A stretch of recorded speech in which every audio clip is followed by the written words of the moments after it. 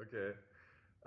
Well, I think some of the most radical ideas that I've seen are really around the way we organize work. And especially coming out of Silicon Valley, there's some really interesting experiments going on. So, for example, the whole holacracy movement that Zappos, the online retailer, pioneered, Medium, the blog platform, publishing platform, adopted it, then abandoned it again.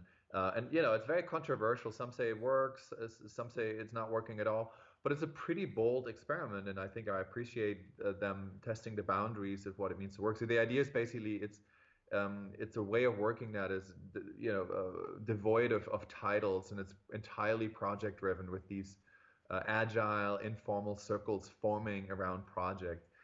And I find that really interesting that work is an experience, and leaders of the future are curators or orchestrators or producers of work experiences rather than control and coercion, which seems to be really an outdated model.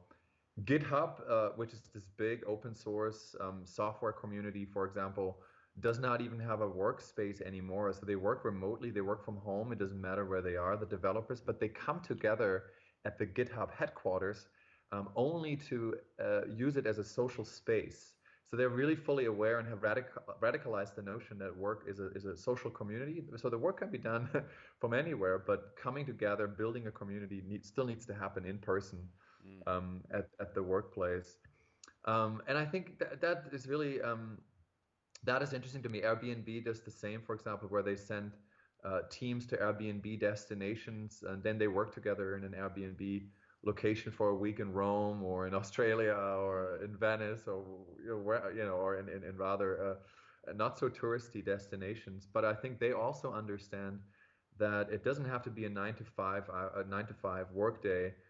Sometimes we're productive, sometimes we're not, sometimes we're creative, sometimes we're not. Work can occur in waves. And this notion of work being an accordion, right? So you have very intense, productive periods, and then you have to decompress, which means maybe you don't go to work, and maybe you reflect, and maybe you read something, and then you meet again.